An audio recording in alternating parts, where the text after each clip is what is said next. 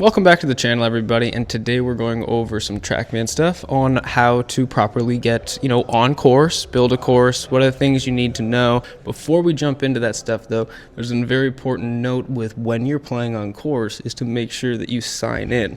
When you sign in, you have a little safety net. Let's say if the power goes out or something happens with the computer system and you can't finish your round, you're actually able to go up on the top left here, right here, and see that you can click My Activities. When you click My Activities, it's actually going to populate everything, because I'm already signed in, of all the stuff in the games that I could get back into. It tells you where I'm at, it tells me how many holes I played, and also how long ago it was, 3 days, 11 days, and then I can go in and finish those. Especially if I was playing with other people, or in a tournament round, or a handicap round, this can become very valuable. So that's just under unfinished round, and then you actually have planned rounds. So if you do actually have some rounds planned, or if you had like some online games, that's where you'd find them.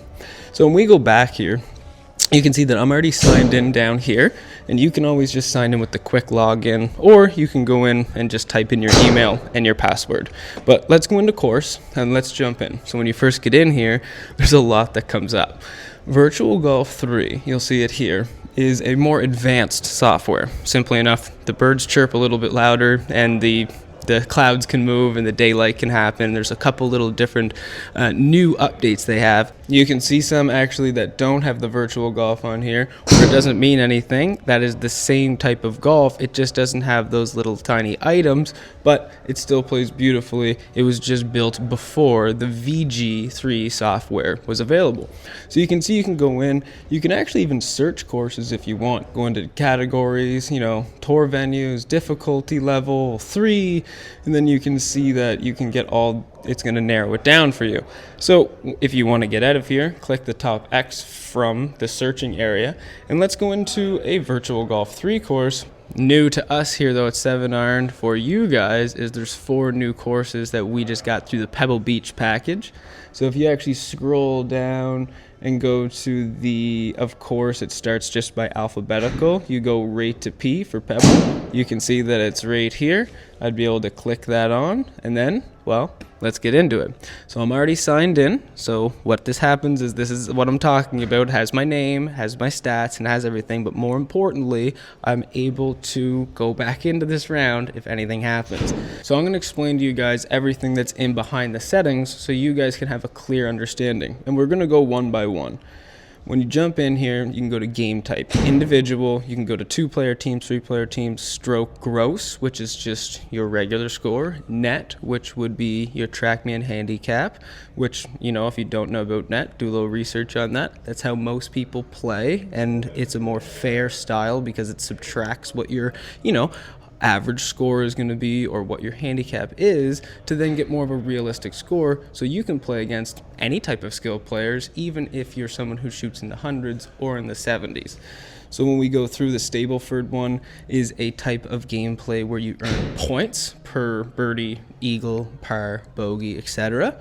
Match play is a one-on-one, head-to-head, or 2v2, and a skins game is where you guys can all play. Let's say 4 players play. If you all tie, it's a 2-tie all tie, and it carries over. The first person to win a hole would win. Let's say if they won hole number 3 and no one won hole 1 or number 2, they would win all 3 points.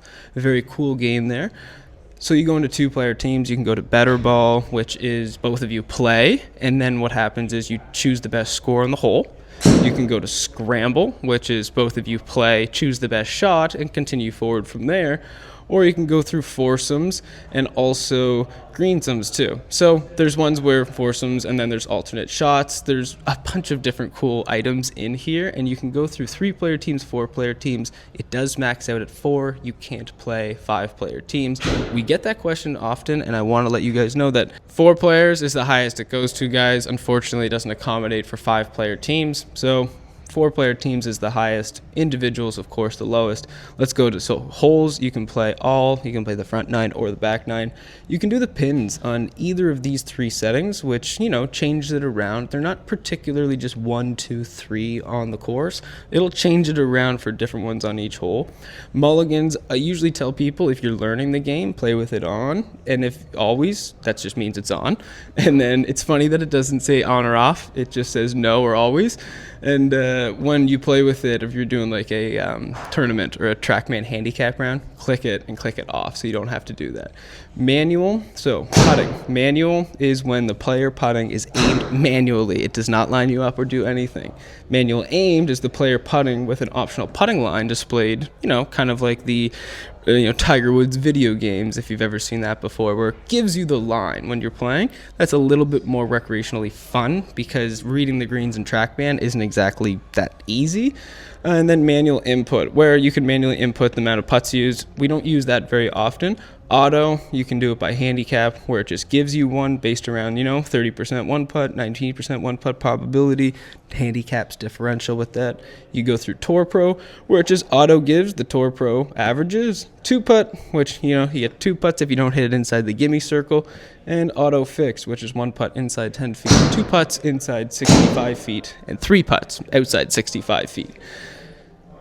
Putting order, standard, that's the best way to do it. You could do a putt out, which just means you just keep putting, but it's better to do it standard. It's more fun for everyone. When you go onto the course, you can go through your wins, and you can go through whichever you choose.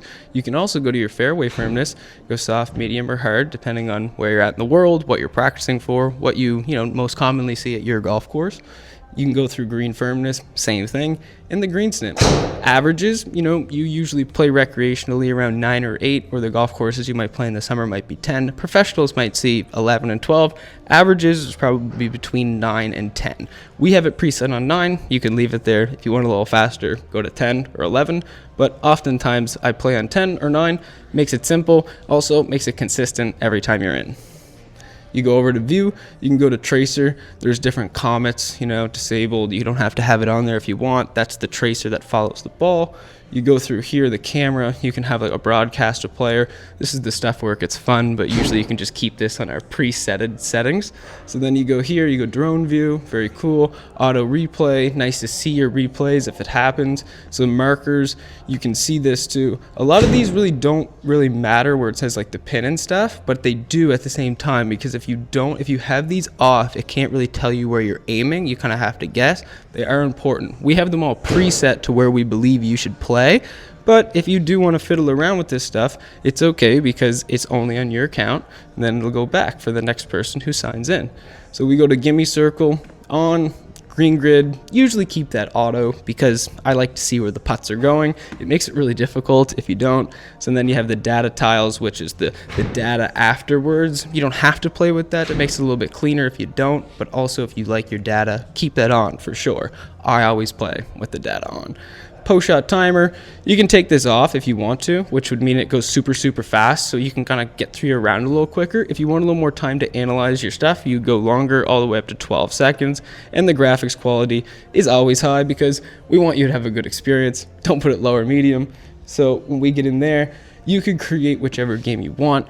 You start, you go through there, and then simply enough, because I have it set on players, 2 players, if I was to go back and go to individual, you'll see the green button go up there where I'll be able to start the game, have fun, and test out whichever gameplay, whichever players I'm playing with, and then go hit the course.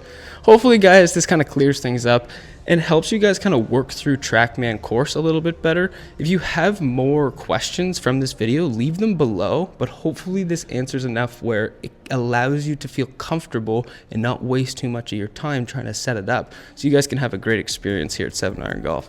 We'll see you guys in the next episode. Cheers.